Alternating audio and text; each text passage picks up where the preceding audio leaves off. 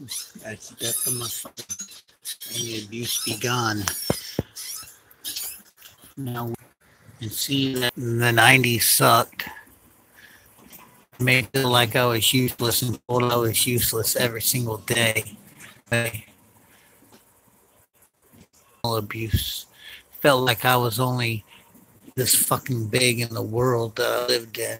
Then I began to live my life and live out on my own. And it got a little better than horror. But then the best thing of that was my girls. Then I met another one and had a couple boys more. Found out I had a child I never knew. And you see, this is all that I was going through. PTSD and the depression. Made random lyrics in my head. Never could I get them onto the paper because the paper just was hardest to make random notes, bringing it out lyrically through the mic I spoke. But I tell you this, in life I see that if it's not for another reason, we can never be. See, we cease to exist when we feel we don't live, but the more we live, the more we cease to exist.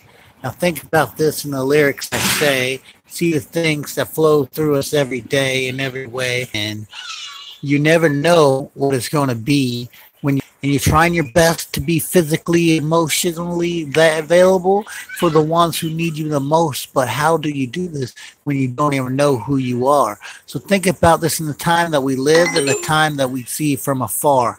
Don't you ever doubt who you are, because if you don't know, find yourself in ways you can never believe. And then in different times and different days, you'll see that what haunts you, it turns or amount to anything.